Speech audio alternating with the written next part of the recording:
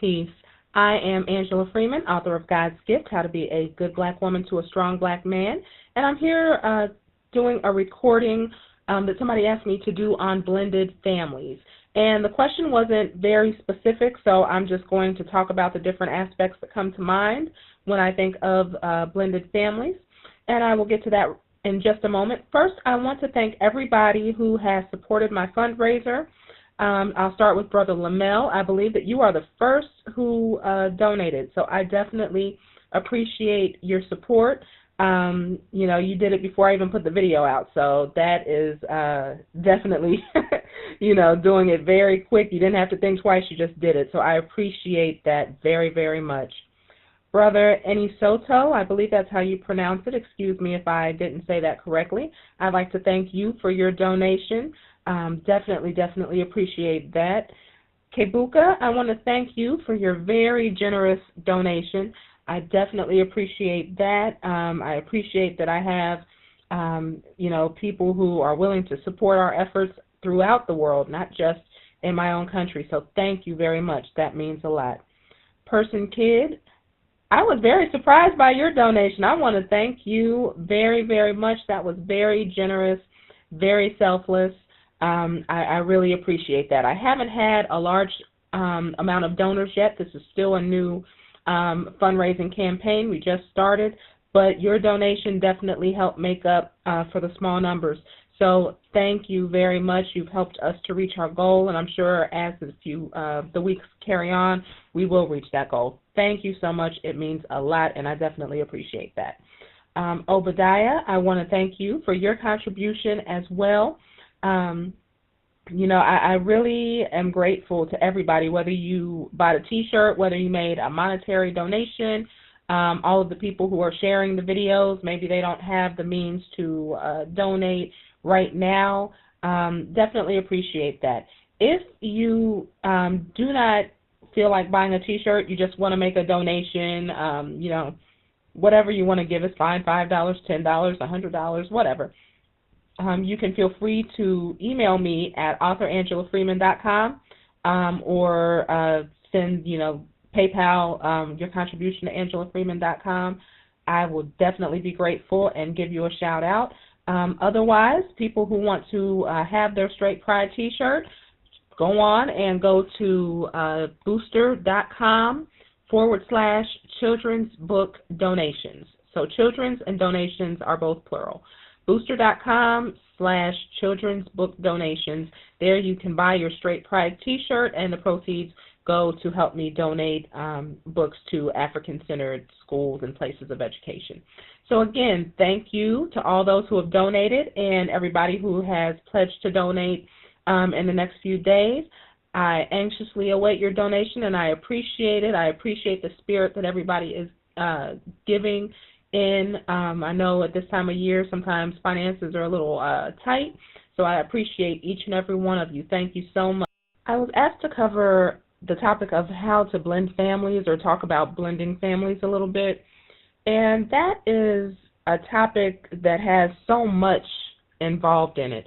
I have a feeling that this is going to be long, hopefully not, but there's just so much involved that I think it's going to be fairly long.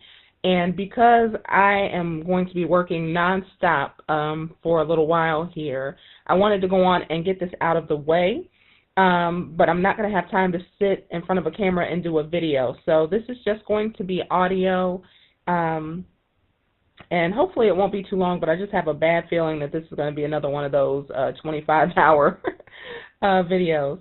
So I'm going to go on and get started.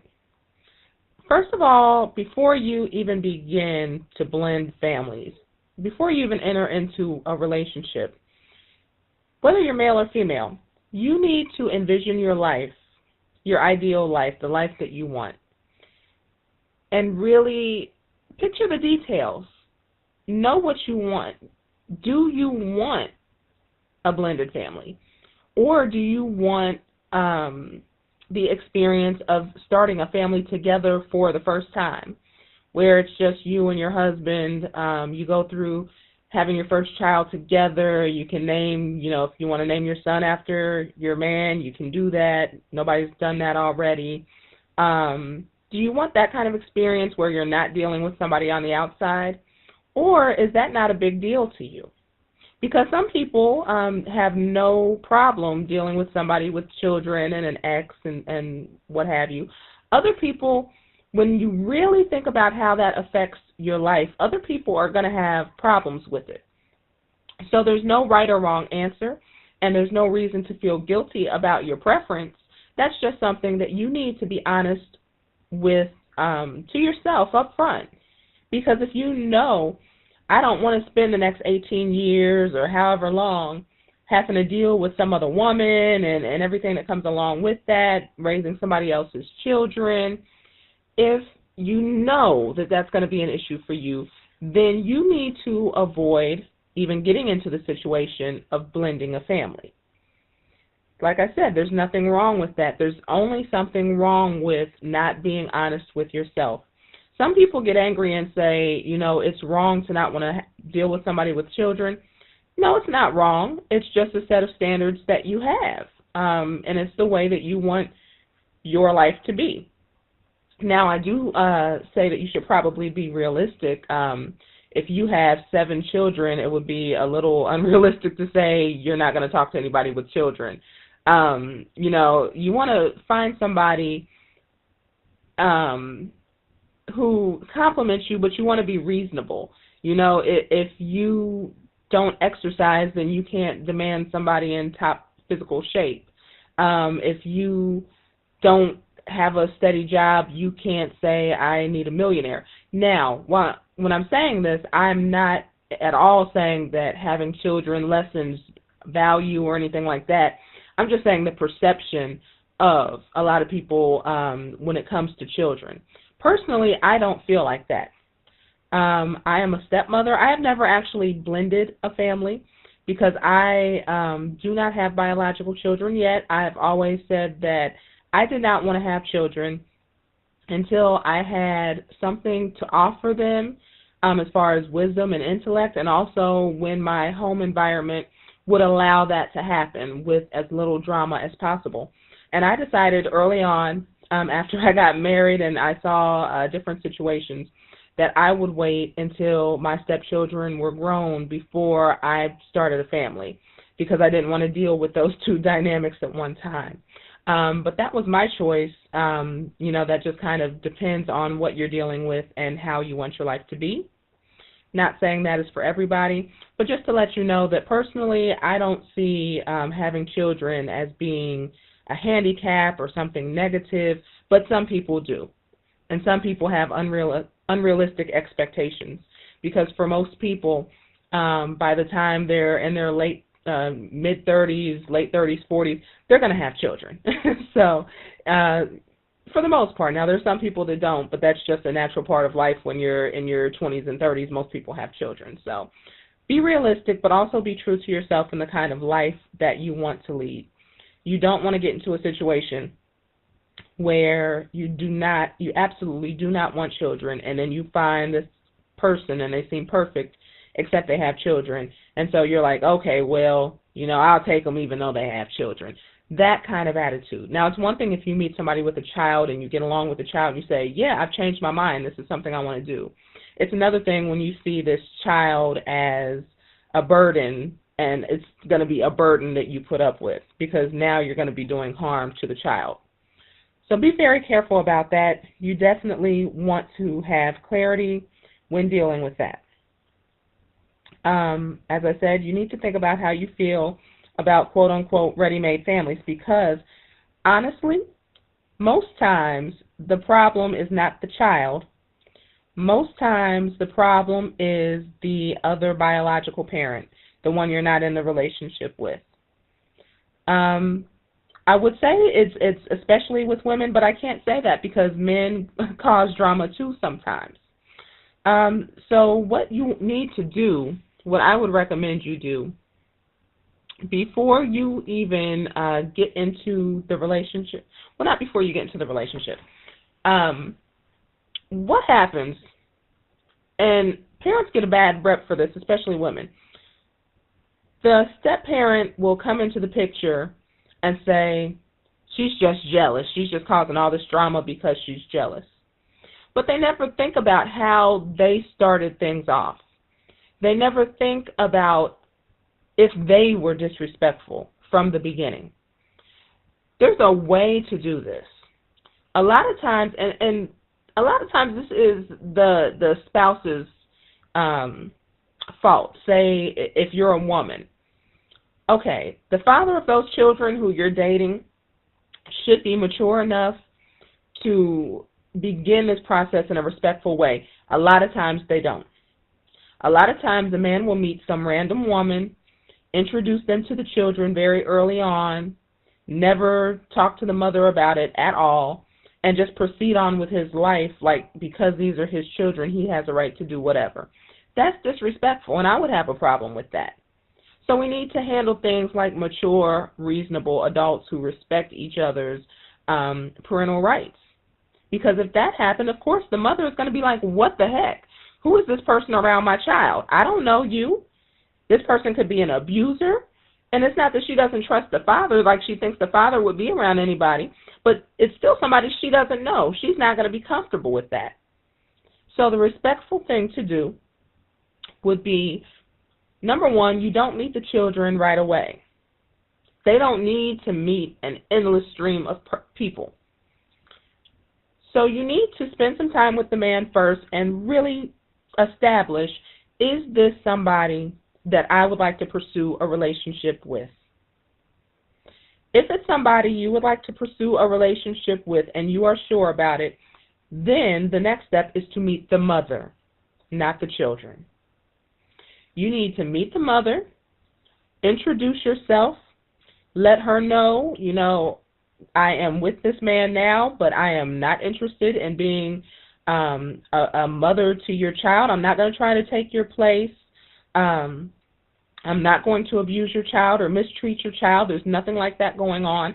I like children. I love this man, and we're just going to be starting a life together. I wanted to meet you first so you can be comfortable with me. Now, if that woman is reasonable, she will respect you for that even if she doesn't like you. Now, there are women nowadays who are so immature that that will mean nothing. That'll go over their head, and she'll still be calling you a B and everything else. But at least you've done your part.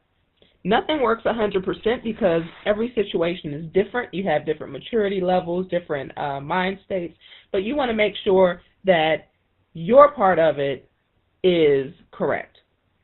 You don't want to start something off on a bad foot, and there's nothing worse than finding out that your child has been around some woman or some man you know nothing about. If you are a man, it's equally important to introduce yourself to the father, maybe even more so, because the father is supposed to protect his children. That is something he cannot do if he doesn't know who is around them, especially if it's girls, and really boys too, but especially if it's a girl. He's going to have a natural thing like, who is this dude around my daughters? Introduce yourself to him. Let him find out that you're a cool person. You're not going to mistreat his children. They will be safe when they are in your presence. All that manhood stuff, I can't say everything because I'm not a man. I don't know. Y'all know. Do what you do. Let them know that you're not trying to replace him. Discuss discipline with him. What is acceptable to you? Because as you come into this family, when the father's not there, you are going to have to play a role in disciplining his children, but you better not put your hands on his children unless you guys have discussed that and already have that established. That is the only way. That's what I'm talking about as far as disrespect. We do a lot of disrespectful stuff.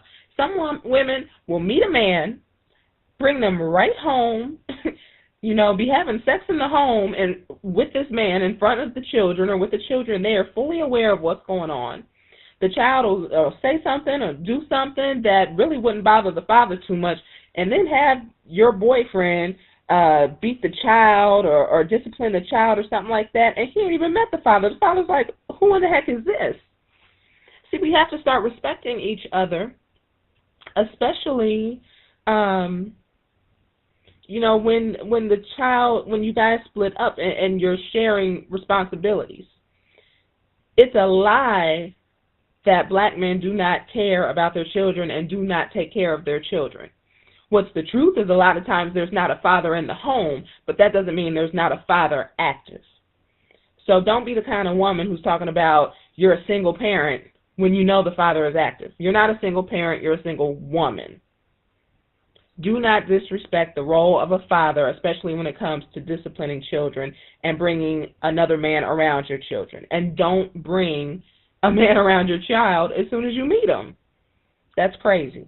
So that would be the first thing, is introducing, how do you introduce yourself to this other parent? After you introduce yourself to the other parent, then it's time to start introducing the children. You'll know the best way to introduce the man to your children if you have any, but as far as meeting his children or her children, depending on if you're a man or a woman, you need to really be methodical in the way you do it. And my husband actually told me this when we were discussing this. It's important to meet the children on an individual basis as well as in a group setting. A lot of times we'll just grab all the children, take them out to eat or take them to the movies, and that's it. That's not the best way to do it. You need to know each child on an individual basis. So even though you may start in a group, which is important because you need to see the group dynamics. You need to know Tamika does not get along with Lamar, and Devontae, sometimes gets upset with Keisha. You need to see how those group dynamics work, how they get along, are they respectful, is there a lot of drama? Pay attention to that. But after you do that, take one-on-one time with the child. Get to know their likes and dislikes. If you have children, make mental notes of what they have in common with your children, what could be something to bond them together, because that's another thing. After you are comfortable with his children, all the children are going to have to form relationships as well. So keep that in your mind. Okay, well, this person likes football. Okay, well, my child likes football, so that could be a bonding thing. Pay attention to that kind of stuff and try to really get to know the personality and the character of each child. You're going to need to know that as the relationship progresses. It also gives you a chance to sense if there's any hostilities there. It also gives you a chance to make the child feel special and kind of win them over, whereas they may have felt that they were being replaced, that you were taking attention away from them, taking their daddy or something like that. If you spend that one-on-one time, they'll see the benefit of having you around versus you're just taking time away from them and their father. So definitely do that. Get to know the children in a group setting as well as individually. And do that, pretty frequently. Do not rush to blend a family. That's the worst thing that you can do, is to rush and blend a family. You have to see what you're dealing with, because everybody can be nice at first. I have experience with this. You meet somebody and you've heard these stories, these crazy stories, and you meet the person and you're like, this ain't the same person. This is a nice person. We can get along. And then a year later, you ready. You're ready to call the pipe squad on his brow, like, what is wrong with you? We about to get to pulling weaves and ending up on World Star Hip Hop because you are crazy. Get to know them. If you can, after you meet the woman, if you guys are both mature enough to do it, go hang out. Go shopping or something like that. Get comfortable, get familiar, and a lot of people are going to think that's absolutely bizarre. But if somebody's spending time with your child, you want to get to know them. You want to be comfortable with them, and you can only learn so much in a half-hour meeting or 5 minutes here, 5 minutes there. If you can build some kind of camaraderie with that person, everything will go a lot smoother.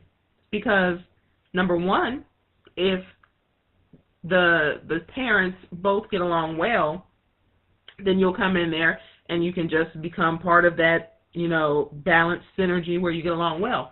But if the mother and the father do not get along well at some point, it may decrease drama to have you as the go-between. Say they can't talk to each other without fighting. Well, maybe you can. Maybe, and this is, again, for mature people. Not everybody is mature. But you may be able to, talk to the mother, find out what she needs, and either make it happen or talk to the father and say, okay, well, she needs this, blah, blah, blah, and if one of them is tripping, you may be able to do that. Again, these things are why it's important to figure out from the beginning if this is something you want to do or not. Because some people are like, I don't want to be bothered doing all that. Okay, well, that's going to be part of your family. Another thing is that you have to be humble if you're going to blend family or be a step-parent, because it will never be about you. Like, usually when you begin a relationship, it's all about you and your feelings and all that kind of stuff. It's never going to be all about you when there's children involved. There's going to be a lot of times where those children are going to come first because they are children. There's going to be sacrifices that you're going to have to make. It could be financial. It could be, that you want to do something one night and, he has to cancel plans. A lot. And if you have children, you already should know this, but sometimes that's not true. Sometimes even people with children act real funny and real jealous of children. And it's crazy. I know when I was coming up, my father had several relationships while I was a child. One when I was a teenager, she had daughters, grown daughters, and their father had never been there for them. He was a complete deadbeat. This lady was a cracker, by the way. My father did some interracial dating. So she was just this bitter cracker who had to raise these children on her own. So when she saw me and my father's relationship and how close we were, she got jealous a lot of times. She didn't understand why he would have to pick me up every week, or why if I needed something, he would drop her like a bad habit to come do it. He didn't understand that. Now, this wasn't even his wife. This was just a girlfriend. So even people with children sometimes fall into this trap of being jealous of children or trying to stand in the way of children. You cannot do that. You have to realize it's not about you. Because the thing is, men and women come a dime a dozen. You can find another mate easily. You can replace him anytime you want to. But that little girl or that little boy only has one father. They don't get to go around and pick and choose and get another father whenever they need to. So it's very selfish of somebody to try to come in between that. So that, like I said, this is why I'm going to keep going back and stressing before you do it, to make sure that this is something that you want to do. You also don't want to try to replace the parent. This is something that you want to let the parent know from the beginning. And this is something you also want to let the children know, that you are not here to replace their parents. You are their step-parent or soon-to-be step-parent. And there's nothing wrong with that. So I never understood step-parents who try to come into the picture and all of a sudden be the parent. Why would you want to? The step-parent's role is very special. And it's no less important in one of these situations. I mean, the foundation is mother and father, but you have an important position as well, because there are times when a child cannot go to mom or dad because those are their parents. And they may not react to certain things well because they're not going to be objective because these are their children.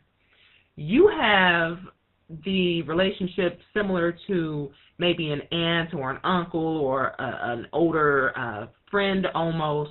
Not quite a friend because you do still have some jurisdiction over them, but it's not the same as a parent. So they may feel more comfortable coming to you about certain things. You may have a more fun relationship with them than you would otherwise. So keep that in mind. Don't feel like you have to compete with a biological parent. You don't. That's not your role, and that's okay. It doesn't have to be. You can still be very close to the child. You can still go do things with the child. You don't have to do that. That's so disrespectful to try to replace a parent that's there. Now, if the parent is not there, if they actually are a deadbeat, if they actually have nothing to do with their child, or if they've passed away, or maybe they're doing a life sentence or they're on death row or something, that might be a little different. You know, if they're actually not available, then you may have to step in and be a father figure or a mother figure, but it's still not going to be the same. Don't think that it's going to be the same as a biological unless you come into that family when the child is very, very young. Otherwise, you're not going to replace that parent, and you should not want to. Don't even try to do that. Let's see. I guess another thing before you even get started would be child support. I talk about this a lot when I talk about courtship. Ask questions, do background checks, all that kind of stuff. When you're courting, you are investigating. Now, a lot of women, unless they've been involved in child support and really that, you don't really know how child support can be when it's used as a weapon. Not every woman uses child support as a weapon, and a man should have to support his children, no doubt. But there are more and more women who use child support as a way to live. Like, it doesn't go to the child, it goes to mama and getting her hair done or some other ridiculous thing. Sometimes they won't work. Sometimes they will stay on welfare or work part-time to keep their benefits up and really try to live off of the child support. Sometimes the brothers are made to pay a ridiculous amount, up to 50% of their paycheck, sometimes more in some states. So think about that, because that is a huge financial burden that's going to be around until the children are out of college. It doesn't just stop at 18 anymore. If they go to college, you've got to keep paying. So think about that.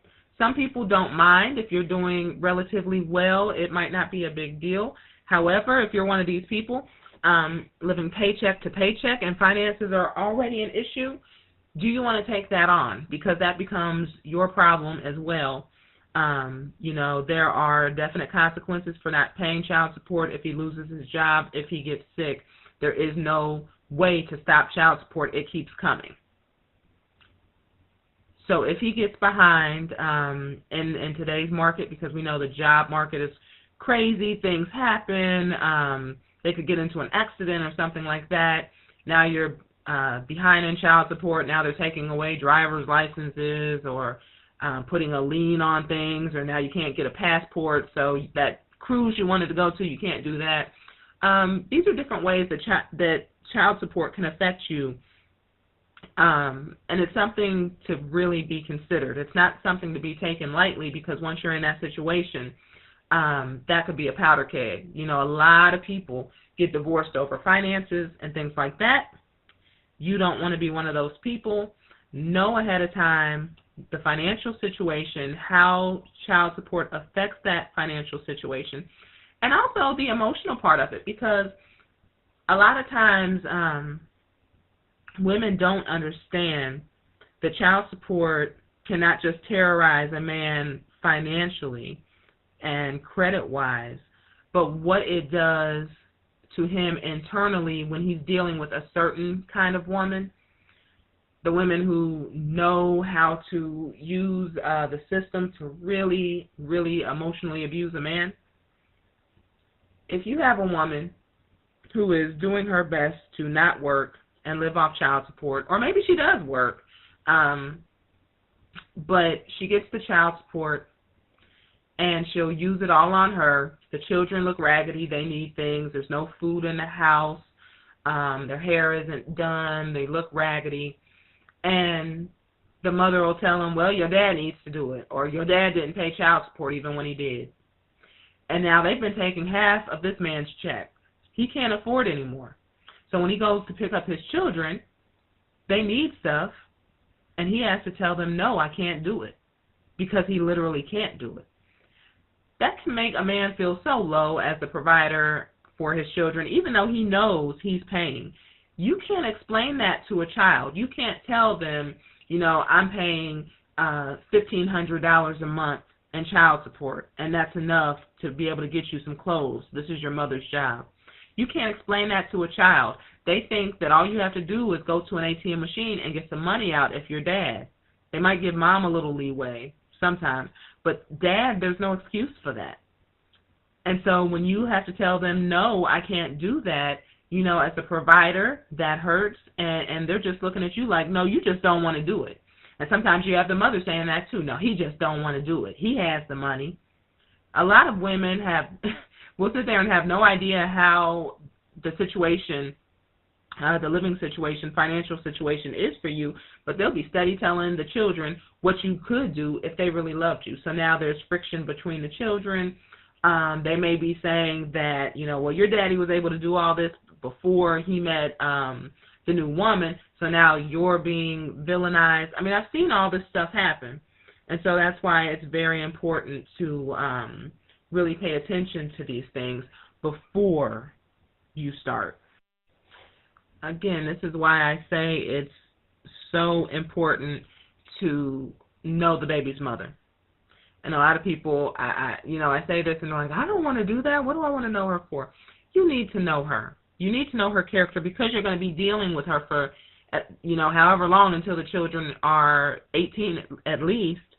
So you need to know her character, and she needs to know yours. So, like I said, spend time, talk to her, try to build a relationship if this is at all possible.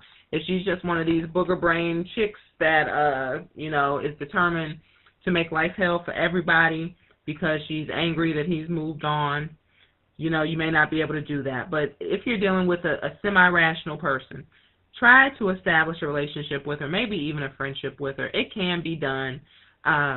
There's nothing saying that because somebody used to date or be married to your man and you have him now, that means you have to be enemies. That's ridiculous. Pay attention, again, if he is on child support, pay attention to her work ethics.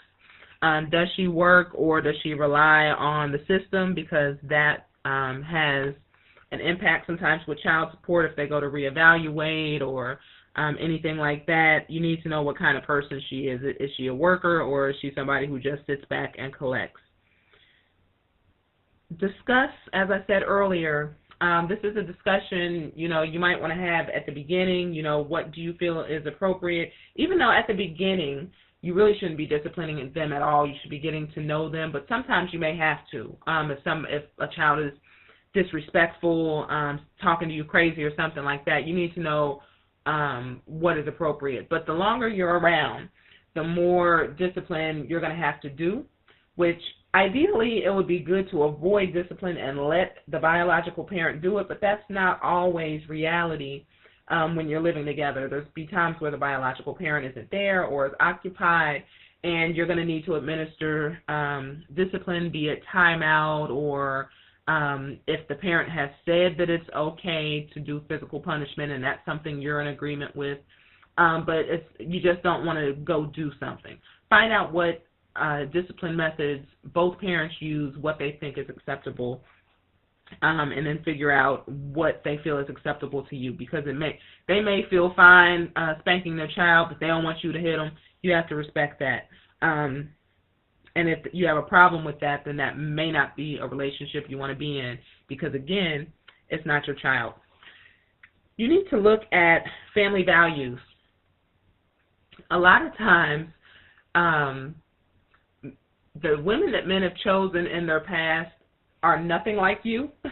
They may have a completely different set of values, a completely different way of living than you have. So you need to look at that. What are these children allowed to do? And if you don't have children, compare that to how you want your children raised. If you have children, compare that to what your children are allowed to do.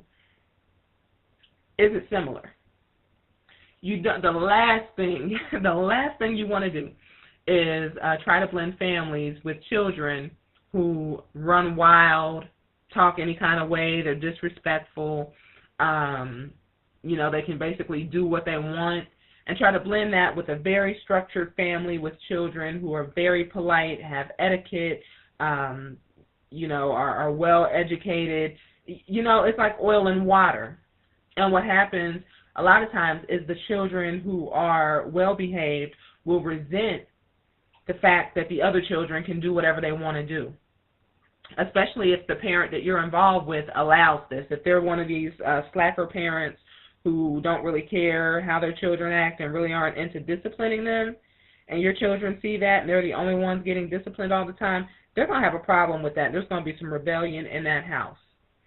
So definitely pay very close attention to that and talk to the person you're involved with about how this is going to work. You know, I see that your child does this and this and this, and that's okay with you, but that's not okay with me. That's not what I want for my child.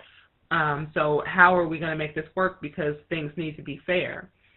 You know, it's very hard even if the father or the mother, the person you're involved with, even if they are a disciplinarian, you still have to understand that it's hard for children to have two sets of rules. They can go crazy when they're at their mom's house, but they have to behave when they are at your house. That can be difficult, and that's going to take some getting used to. They may still rebel, especially with everything else going on, family situations changing. Those are all things that you're going to have to deal with. What is, and I mentioned this a little bit earlier, but what is the relationship with the ex? Are you comfortable with it? This, you know, it's really personal preference. I know when I was growing up, for the most part, my parents stayed very friendly. My father's like that, though. He's friendly with almost all his exes. I don't get it, because when I'm done with somebody, I'm done. But he keeps friendships and whatnot. But they were always very friendly. On Christmas, when it was time to open presents, my siblings were older than me. They're all much older than me. I'm the baby. But I remember, you know, my dad had to work day shift usually, so they come real early in the morning, maybe about 3 or 4 o'clock, and wake me up from bed, and it would be my father and his girlfriend and my siblings all sitting around with my mother, and I'm sure my mother didn't like this heifer being in her house. I can imagine, because, you know, there was some issues there about how the relationship had evolved and some things that, issues with the children, you know, some things that were not being respected as far as my mother being the mother kind of thing. So I'm sure she didn't really want this heifer in the house, but she let it happen. Why? Because it was good for us, because I had a relationship with this woman, more than my siblings because they were older, but I had a relationship with this woman. I spent time with her. So for me to have the most enjoyment I could have, everybody that I cared about there, my mother made that sacrifice. She might have been gritting her teeth. I'm sure she was, but I didn't notice it. So holidays were an enjoyable experience because of that. So what kind of relationship do they have? Because some people coming into that relationship as a step-parent would be very uncomfortable with that because of how friendly my mother and my father were. You know, they would call, they would talk. They still talk, and we're all grown. They still talk now, probably more than they did when I was a child. Sometimes I'll be like, oh, Lord, I hope y'all don't get back together. That would be weird, because they haven't been together really since I was a baby. That would be so foreign to me to even think about that. Kind of like gross right now. Don't even want to think about it. But, you know, because they got along so well, most of the time, somebody may be threatened by that. Coming in there, they may think, you know, is there anything going on? And there was nothing going on. Once they were done, they were pretty much done. But for somebody insecure, they may have a problem with that. Y'all too friendly. I was talking to somebody the other day, and they were asking me, would I be upset if my husband was texting pictures of the children to their mother? And I said, no. Why would I be upset about that? There's bigger things to worry about. The thing is, and again, why you have to make sure that this is the kind of lifestyle you want or that you're comfortable with, because I don't have anything to say. As long as what they're doing is talking about their children, that's fine. If they both need to share pictures and things like that, not a problem. Now, the woman in this situation is not going to want pictures like that. When they're up here, she's not going to want to really see them up here. She has a problem. I'm trying to figure out how to say this nicely. We all know the drama that goes on. You know, she doesn't want any reminders of the fact that they're up here around me or whatever, because she thought that he would never move on. Even though they had been divorced 2 years when we met, she thought that he would just always be there to do whatever she wanted, because he was very involved with the children and things like that. So when he found somebody else and somebody else came into the picture, that became a problem, because she didn't have that same thing. You know, she has not really had serious relationships since then. I don't think she really wants a serious relationship. She's happy living the life she's living. So I wouldn't have to deal with that situation too much, because I think if he sent her pictures, she'd probably rip them up. I think she's done that in the past. But I would not have a problem with that, because anything related to the children, they need to work together. You know, if they're talking, you know, parents are going to have to do that.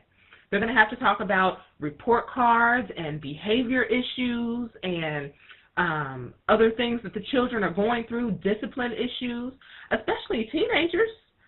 They're going to have to do that, and even when they're younger.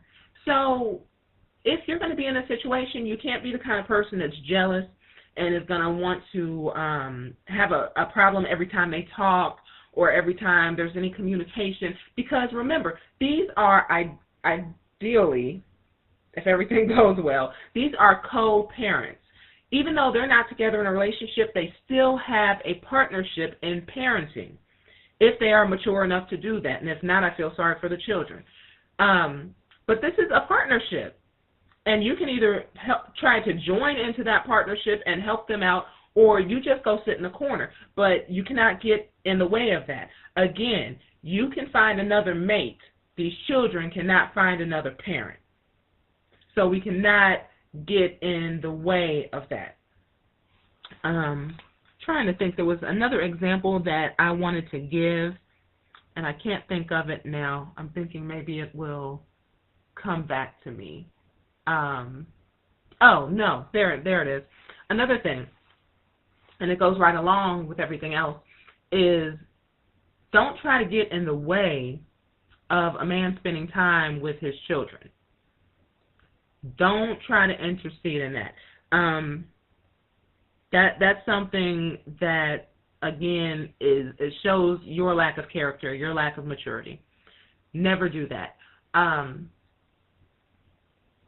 You know, also, if you are the parent, say you have children, and you're blending a family or whatever, and you have the father of your child or the mother of your child or whatever. Especially, this is going to go for women, because a lot of times when we get a new man or a new husband, sometimes even before, we talk about the father so horribly, what the father isn't doing.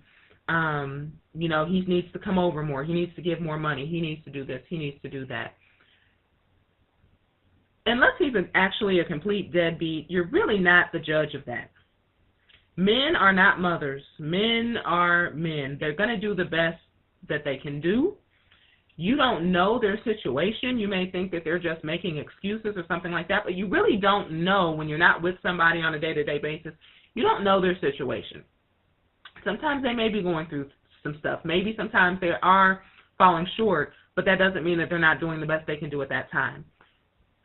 You can have conversations with your spouse about the problems you're having with the other parent of your child, but don't do it in a way to cause friction between them. And hopefully, if they're men and not little girly men, they can, work it out between themselves. But, sometimes women will try to cause drama between their new man and the father of their children.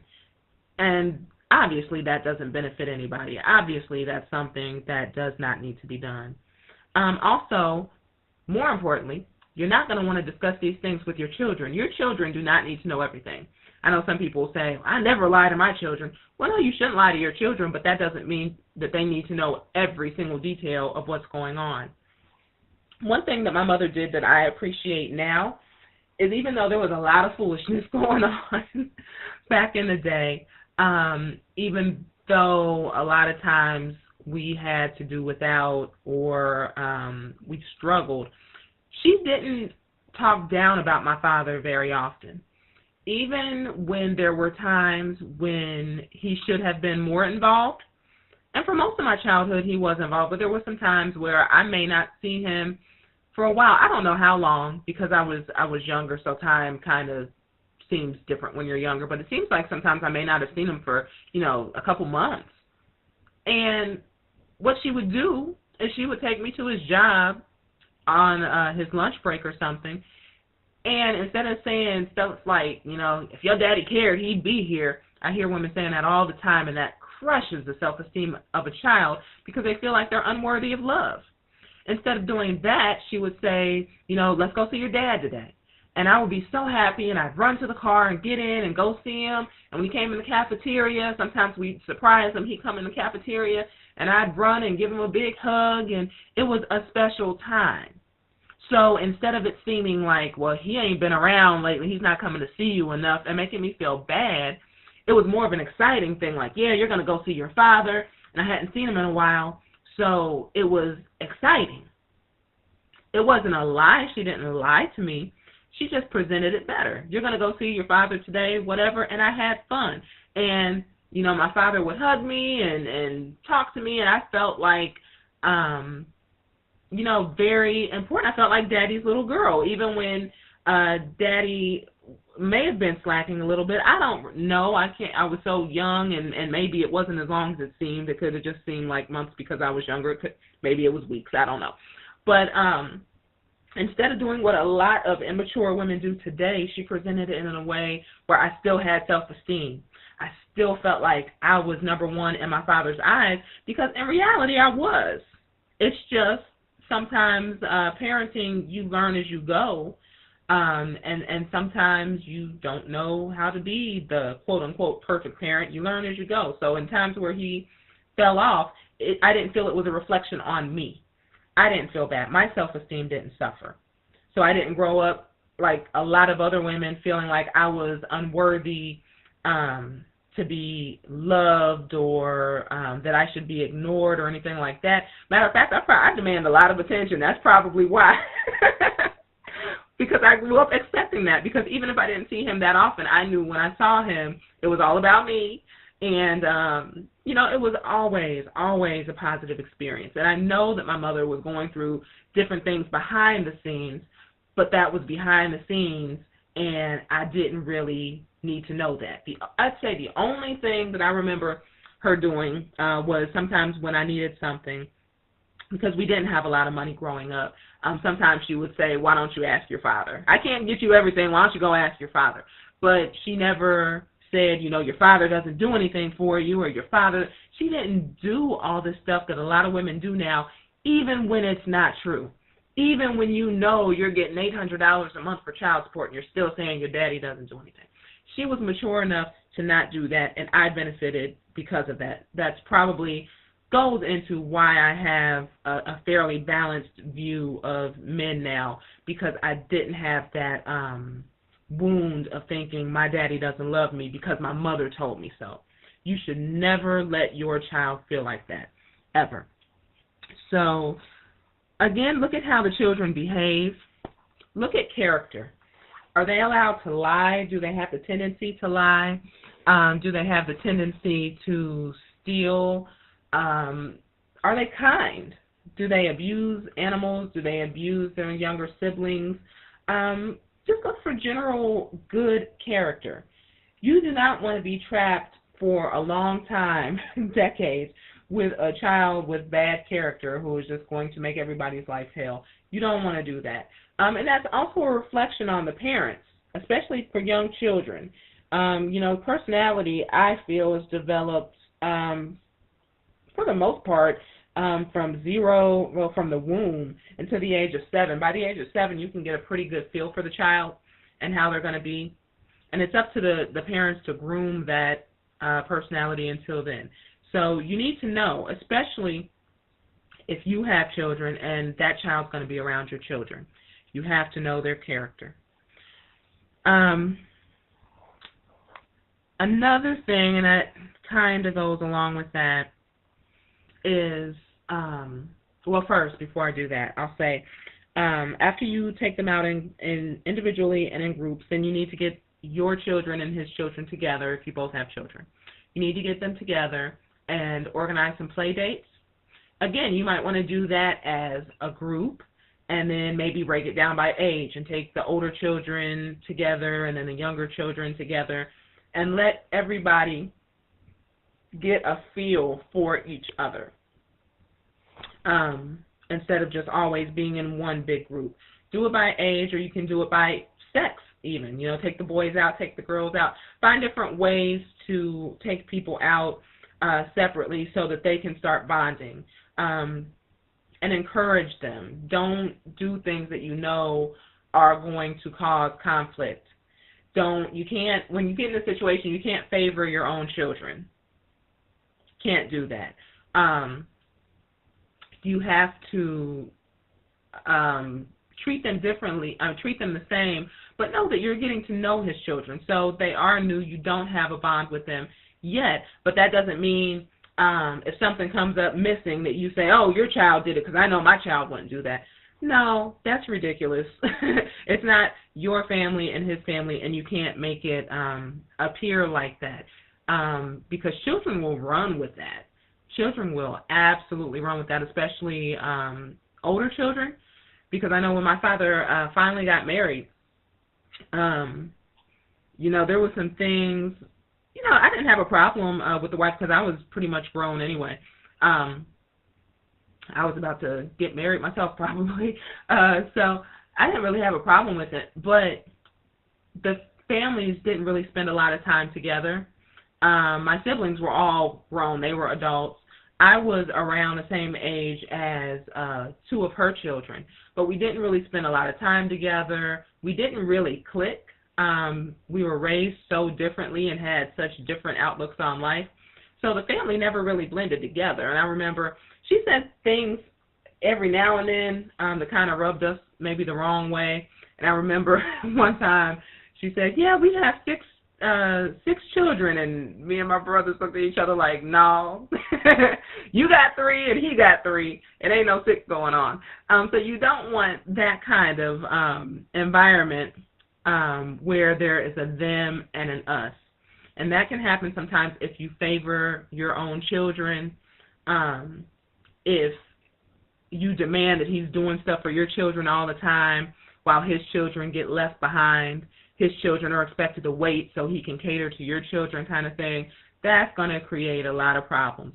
Or if you are so tactless in your behavior and your words that they just don't want to see you as any kind of parental figure at all, they'll rebel against that again, then you'll have the them and me thing going on. Another thing, when you have children, especially if they're of different ages, you need to watch very carefully, even within your own children. This isn't just for blended families. This is for any family. If you have male and female children of different ages, or, you know, nowadays even the same-sex children of different ages, you have to watch them. You do not want to leave them alone in private. If they are playing, they should be playing in a public space like the living room or the dining room, somewhere they can be watched, because of the prevalency, I cannot talk, sorry, trying to multitask, of child sexual abuse.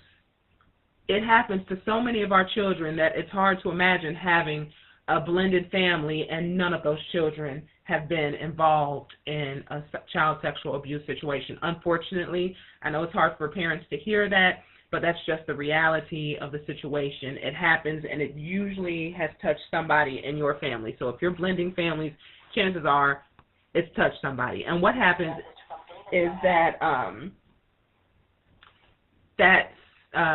those sexual feelings are awakened in a child. And once they're awakened, it's very hard to shut them off. So, I mean, imagine that right now somebody told you you can't have sex for 10 years. That's going to be very hard to not have any sexual stimulation for 10 years. Well, imagine if you are 8 years old and you are molested and then you're expected not to act on that until you're 18. That's not the most realistic thing for most people. So what happens usually is that they're not trying to prey on a younger child, but they have these sexual needs, and a lot of times they will take that out by improper behavior with younger children. So you definitely want to keep your eye out for that in your family, as well as whether it's just your family or whether it's a blended family. Watch out for that.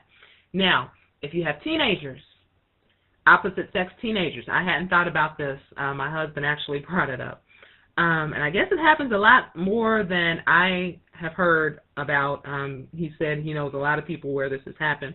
When you blend families, especially if they are attractive, that there will be some fooling around a lot of times between teenage boys and girls, whether they take it all the way or whether it's just touching or kissing or something like that.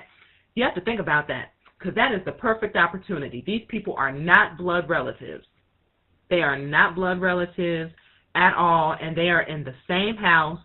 Both of their hormones are raging. You have this other attractive person there, and nobody is paying attention because it's supposed to be a family. So if you were to go out and find somebody to kind of get down with outside the house, there's going to be curfews, there's going to be rules, there's going to be scrutiny. But if it's your stepmom's son, ain't nobody going to think about that. And even though it's still kind of nasty, in your mind, I'm not blood relative. Shoot, I might have only known this person 6 months or a year. It's brand new to me. Perfect opportunity, because it's not going to be on radar. And there's people who get pregnant like that. They get pregnant because parents blended a family, was not watching. A lot of times they're working, doing whatever, looking after the younger children, and the daughter and the son are doing what they do. Nowadays, because of homosexuality, it could be 2 girls or it could be 2 boys. So just watch those older children, and, if they have not been raised together from an early age. And even if they are, keep your eyes open. But especially if you're blending families with teenagers, you're going to definitely going to want to watch that. Don't let that happen. And when we're talking about keeping your eyes open for this kind of inappropriate behavior, also, you want to talk to your children. Now, never assume that your children will tell you when there's something inappropriate going on. Many times they won't, no matter how much you talk to them. It's just because when people molest children, there's a lot of psychology that goes into it. But some children will tell if they, know what's going on, if they have been kind of briefed about what to expect. So you want to tell your child before you bring them into the same living situation or something like that. You want to tell them, if Daddy ever touches you in a bad way, tell Mommy. If you ever think I touched you in a bad way, tell Daddy. If your brothers and sisters ever touch you in a bad way, tell somebody. If your stepfather touches you in a bad way, tell somebody. You want to go through and let them know that any of these people, that it would be inappropriate. You don't just want to say, if an adult touches you, because it might not be an adult. It might be an older brother, older sister, or stepbrother, stepsister, cousin. You want to make sure that you go through and let them know. Now, you don't want to do it so much that you put the idea into their head where they'll have like a false memory or something like that something happened and it didn't. But you have to let them know, if your brother, touches you and it makes you feel uncomfortable, then you need to let somebody know. Say that from the beginning. You also have to let them know that if the step-parent does anything inappropriate, to let you know. You will love them anyway. Be very careful with this because children today are manipulative, and some of them may make up something if there's, a lot of drama going on, if they really don't like the situation, to try to break up the relationship. And as I said, you should be watching them anyway, so you should know what's going on. But when you're coming and blending a family, bringing everybody together, you need to respect the opinions of your child. Sometimes children will just not like somebody because they really just want you to be back with, mommy or daddy. But a lot of times children have a really good intuition. And if they're really not comfortable around somebody, there could be a reason why. Anytime that you're going to bring somebody around your children, you need to have a background check done. You'd be surprised how many people are categorized as sexual predators. I did a look in my neighborhood, and I was like, whoa, I don't even want to go outside anymore. I'm surrounded by predators. It happens a lot. So you want to look into their background and see, does this person have a violent history? Do they have a history of sexual misconduct? Anything like that. Because if they do, and it's legitimate, you do not want them around your child. And you need to investigate very, very thoroughly, because your child, takes precedent when you're forming a relationship. That relationship is not formed yet. You're deciding if this is a good thing to do. And if this person is a rapist or a pedophile, obviously that's not going to be the right thing to do. So you want to check that out. You want to listen to your children if they're telling you that somebody, especially your new boyfriend or girlfriend, is making them uncomfortable. Don't dismiss it. You'll probably be sorry later. Talk to them and see where this is coming from and determine whether this is just a jealousy thing or if it may be founded. A lot of times it may be, founded in something well-founded. So check into all that. Also, you should take into account the opinion of your ex if they are mature. Now, I'm not saying that they really have a say in who you see, but if they are mature and they're really worried about the welfare of their child and they've moved on and they're telling you something just isn't right, weigh it. It's not saying if he says, I don't like dude, you can't be with him. Yeah, you can. That's your life, and that's something that both of you should have thought about before you decide to separate. The other person is going to move on. They're going to find somebody else, and you don't have much to say about it. But talk to him, because men know other men. Women know other women. We peep game. And sometimes stuff might go right over your head.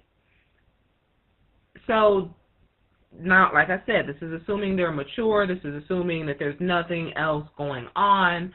There's been plenty of times that I thought a dude was cool, and my husband would be like, no, something wrong with that dude. I'm like, what? He seems nice. And he's like, no, he did this and this and this, something wrong with him. And I'd be like, well, I don't know. It don't seem like a big deal to me, but it's some kind of man thing I don't know about. And same thing with him.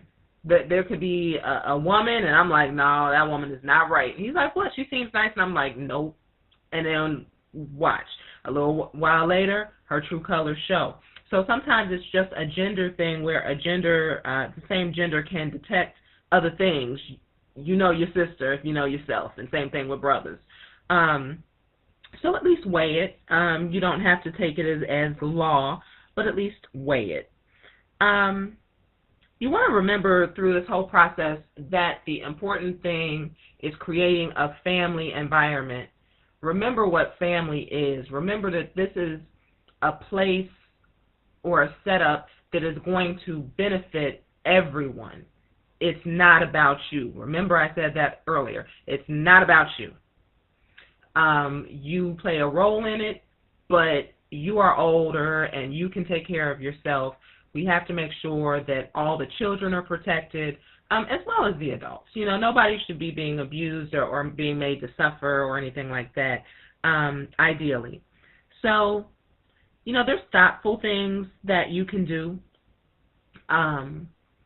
If, say, your partner's ex has children by another man or another woman, something like that, if possible, when you go and pick up your stepchild, if you can bring their siblings, you're going to go out and do something fun. If you can bring their siblings, bring them sometimes, if that's okay with both of their parents.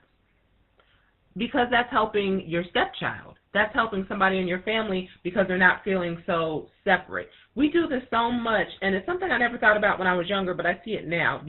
One father will come and pick up the child, and maybe the child's brother or sister, their parents might not be involved until the one child's getting to go out and go to the movies and go to an amusement park and spend time in a two-parent household and just have access to different things, and the child's siblings just sitting there kind of lonely.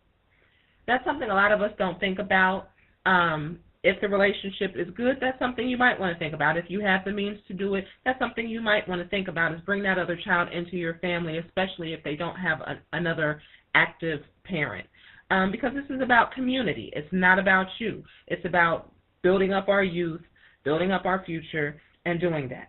This may not always be possible. Maybe there's a parent involved and they don't want the child coming over with you. They don't really know y'all like that, whatever. Fine, and you can't do it. But if you can, it just makes everything smoother. It makes everything kind of glued together. I've known people who, I have to say, even like maybe with my nephew, I hear him talk about his other side of the family sometimes, but I don't know his other side of the family really. I know his mama and his aunt, but, as far as his little brother or something, I don't know. That's something that we need to stop because that's actually still a part of your family. So keep that stuff in mind. It creates jealousy when, the child may come home and have a present and the brother and sister doesn't have anything. If you're going to take them for ice cream or get them a little toy or something, go on and try to get both of them if possible. That's a nice thing to do, and it might also go a long way in showing that parent that you're not this big bad step-parent, that you are actually trying to facilitate something for the good of everybody. So do that if you can. Show some respect to the child's sibling because 9 times out of 10 that child loves the brother and sister, and they'll respect you more for doing that because nobody ever does that. House rules. You have to have a set of house rules that everybody lives by. Be it, saying yes ma'am, no sir, be it a curfew, be it having to do chores before you play games or whatever, suits your household. There needs to be something that everybody lives by. That also includes parents, by the way. You can't just have your children being all structured and you just doing whatever you want to do. You have to be the person that they look up to. But there cannot be 2 sets of rules for a family living together. If that's the case, then you're always going to remain 2 families. You might as well give it up. It has to be 1 set of rules.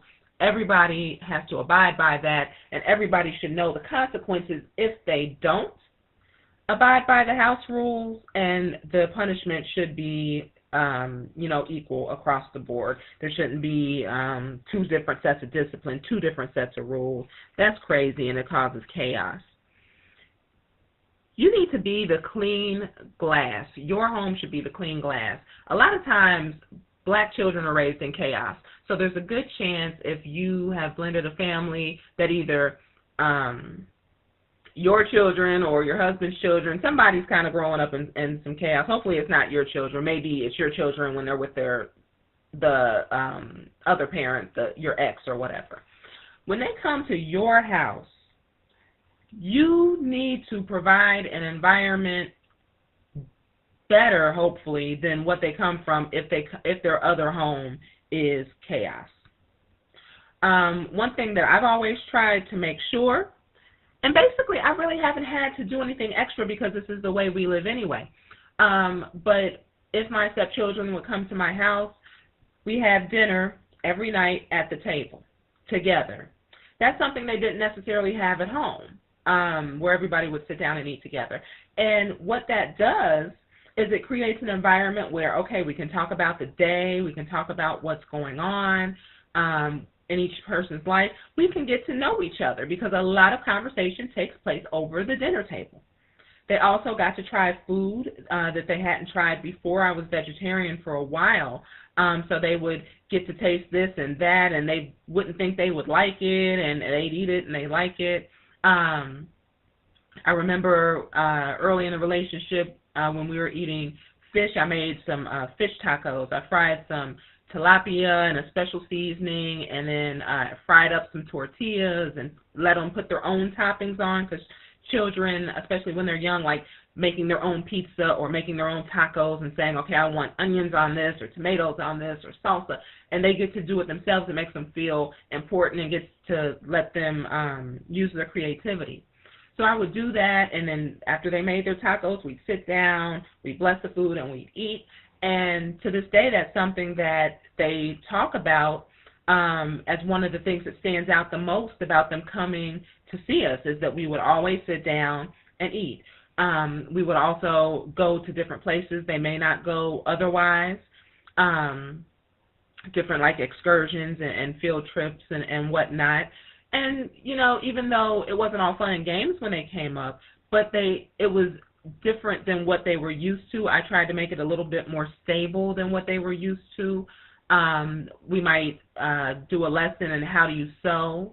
I remember teaching them to sew and make a simple skirt. I was also trying to teach them about modesty at that time.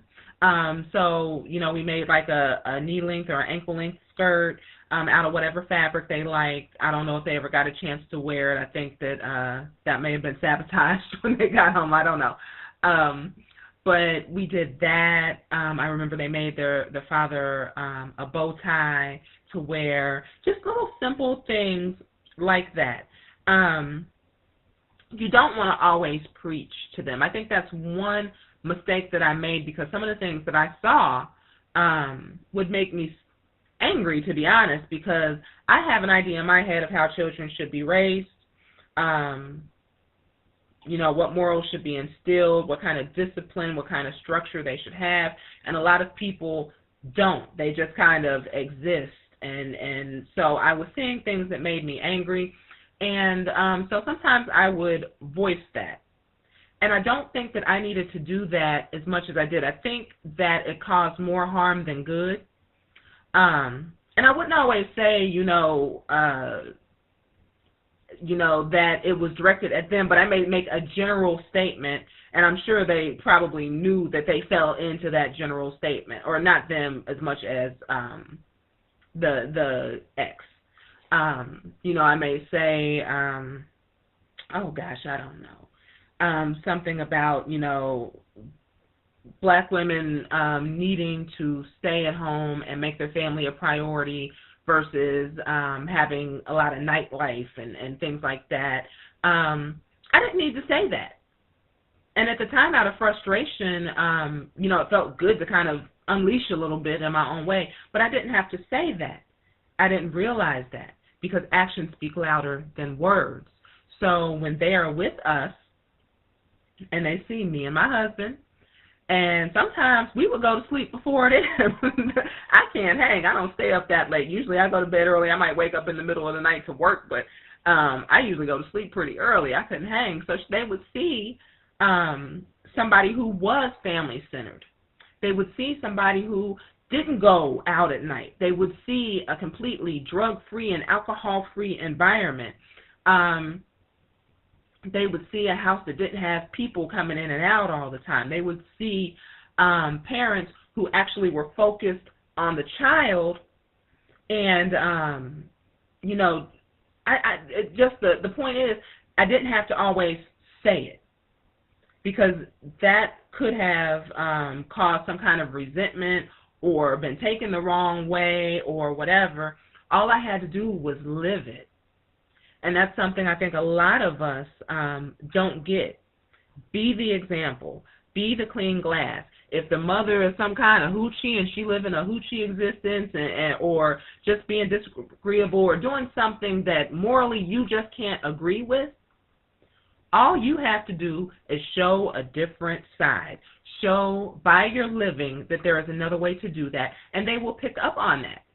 And as they get older, they can draw from both. They can draw from the strengths of the other family, the other home life, which maybe they have something you don't have. And they can also draw from you. And as they get older, they'll be able to look and see who's doing good and who's doing not so good and who they'd like to follow in life. They may go into some experimentation here and there, but children are perceptive. They're not dumb. They're going to be able to look and see, okay, who do I want to be like? What direction do I want to go in? So don't panic when you see things going on that disturb you. Just continue to be that clean glass. Even besides dinner, I know when I decided to go natural, it was a big step because I have, pretty long hair, and then I cut it off, and I was almost bald head. My head looks all big and crazy. It was a big step. And then as the years went by, and they saw my hair grow and get longer and longer and longer, they became intrigued. And the youngest girl wants to go natural. She's not allowed to at this point, unfortunately. But the older child just said that she's going to go natural too. I don't know if that has something to do with me or not. But I know the younger one said, I want big hair like, my stepmother. So you can teach them. You can teach them in subtle ways. It doesn't always have to be lectures. Don't down the mother, because that is their mother. And when you talk bad about their mother, you're hurting them as well. You're hurting their self-esteem because that's mom. They love their mom. It doesn't matter if their mom is living foul. They still love them. So, leave that alone as much as you can. If you need to vent, get a diary or whatever. Talk to a friend when you're, in private, but don't say anything around the children like that, because that is not going to help the situation at all. If your person that you're with has multiple mothers or fathers of their children, that creates a very complex situation depending on the number that you're talking about. But you do want to go through and do this with each of them, as much as possible, the whole introduction and getting to know the children and whatnot. And hopefully women, especially if you're dealing with a man, hopefully he's mature enough to be keeping a family reasonably together. But if he's not, try to take the initiative to get all of his children together. They should know each other. They should be able to hang out with each other, and sometimes there may be interference from the mother or something like that. But if at all possible, try to do that. These are all things, it seems like you're doing a lot of extra stuff, but in the long run, it creates peace. In the long run, the little bit of work you do now will pay off later. When these children are able to see, wow, they really sacrificed and did whatever they could to give us a good chance at growing up and having a family, having as stable of a life as we can.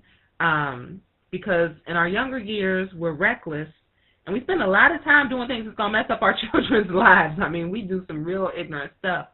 And you can't undo that a lot of times, but you can try to make it as good as possible. So I know it's hard enough dealing with one quote-unquote baby mama, but, if they have multiple, just do your best. See if you can do that. It won't do anything but help the situation. You want to make sure that you are watching your spouse with discipline, and I touched on discipline earlier, and what the spouse should do, but also when your spouse is disciplining your children. Pay attention. You need to check them if they are going overboard. If you have a man disciplining one of your children, you need to make it clear to him what he can and cannot do. And if he cannot abide by that, then you probably don't need to be with him. It should not be up to your ex to find out that your man was abusing your child or going overboard with your child, and then he got to step in and correct it. It's going to be a lot more drama. You need to take the responsibility to do that. Keep your eyes open before you get that close to him for him to be disciplining your child. And don't be so love-struck that you let stuff go. You teach people how to act. And if you let it be known from the beginning that he can just do whatever and you're going to choose him over your child every time, then he's free to do whatever. And then if there is a father in the picture, father's going to have to come in, and then it's going to be drama. Avoid the drama. Take that upon yourself. Nip it in the bud from the beginning. You want the child to feel like your home is their home. If at all possible, if you're seeing these children on a regular basis, try to make sure that they have what the other children have who may live there full time, if they don't live there full time. Like a bed.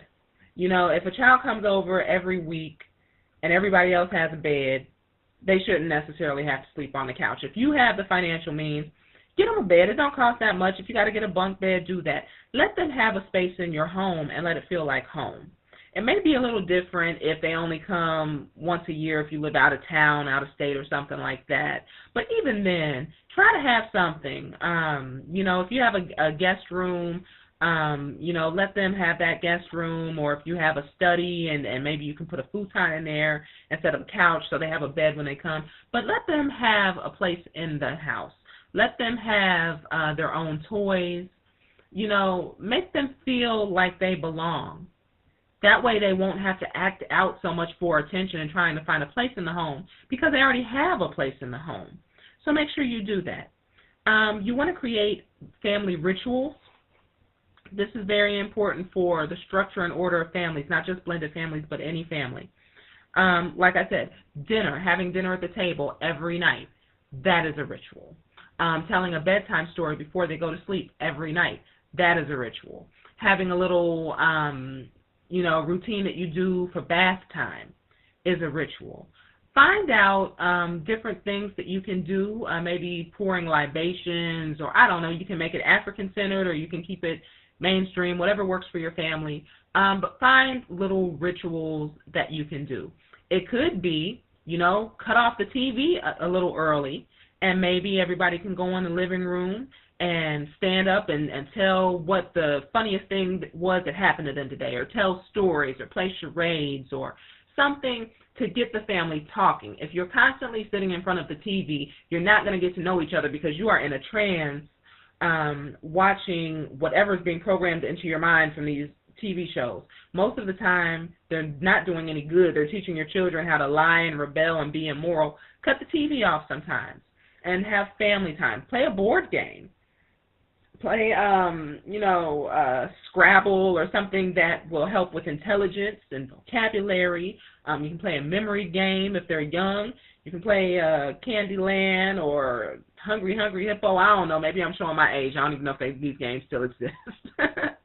But do that kind of stuff where you can get to know each other, where you can maybe use some creativity. Storytelling is definitely a creative thing.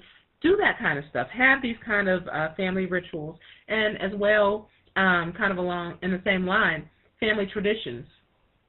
You know, maybe you don't celebrate Christmas, but maybe you celebrate Kwanzaa. Okay, well, celebrate that. Make that a big deal, and don't base it on gifts and money. Just base it on family time, again, creativity, maybe making gifts, things like that. But do it big. Make it count. You know, maybe you do celebrate mainstream holidays. Well, do that, but make it family-based. Each family should have traditions, things that are unique to that family that bond them together. When you have those kind of things, you know, and you have to make the effort to create them, to look for different ways that you can work in rituals and traditions. But when you do that and you include all the children, that is a unifying thing that kind of brings everybody together. It will make it, I don't know, it'll stop them from feeling maybe left out in some way. It's like a team thing. Like, this is us. This is what we do that makes us unique.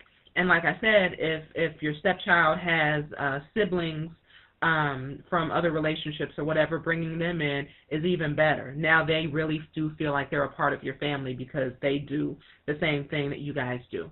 And I don't know, the last thing that I'm thinking of right now, and maybe I'll come back and add another part later if I think of anything else, As I said, I'm a stepmother. I haven't necessarily blended a family together. I know plenty of people who have done it, and I've been a part of a blended family as a child. So I have a limited perspective. I can only talk about what I know. If I don't know about it, I leave it alone. So I may be missing some things, but that's just because I'm not qualified to speak on it. The last thing I'm going to say is do not be divided with your husband. Once you have gone through and you've got the checks and introductions have gone well, and this man has proven that he is a good man, well-intentioned, responsible, taking care of his business, and you two have become a unit, do not let the children divide you. They will try. They will try to from time to time. Do not let them divide you. You may want to put a rule in that, you guys talk before you give permission to the children to do things, or before a child has any kind of severe punishment. Say you're going to ground them for 3 months. Try to talk to each other first. Don't let children, separate you. Because children are very good at dividing and conquering. They are excellent. They don't watch too many of the white man's movies or something because they got that down pat. They will divide you if they can. They may also do stuff, and be prepared for this, like lie on you to the ex. They may go home and say, Mom, this person said this or did that, and it's not true at all, and then you have somebody very upset with you when you really didn't do it. These are all things, very manipulative things that children do from time to time. Don't think that your child is too good to be guilty of something like this. Believe me, they're not. But always realize that you are the adults. You two are mature enough to handle this, and that you will handle it, and that, the children, try as they may, will not break up the union, because it's really for everybody's benefit. If you guys have a good thing going, if you have a strong foundation, and you are able to stay together and weather these storms, the child is going to grow up with stability. He's not just going to have 2 parents who love him. He may have 3 or 4 parents who love him and who take care of them and who will protect them and provide for them. Step families aren't always a bad thing. If everybody involved is mature, it can actually be a really good thing for a child, because there's even more people with his best interest at heart. So, just keep that in mind. Try to make it work. Remember why you got into it in the first place. But as I said, never get into it if it's not something that you want to do, and if you are not firmly committed to it, because it will not work. Either your relationship is going to suffer, either you are going to be disappointed, or the children are going to be hurt. Somebody's going to come out the loser in the end if you're not committed, because it takes an enormous amount of responsibility and love for black people to make this type of family work. So I hope that was beneficial in some ways. I hope I maybe touched on some things that you haven't thought about. So I will end it here unless I think of anything else. Remember, you can always find me at my website, authorangela.freeman.com. I'm on Facebook under Author Angela Freeman, or God's Gift, How to Be a Good Black Woman to a Strong Black Man. Also on Twitter under Author Angela F. Peace.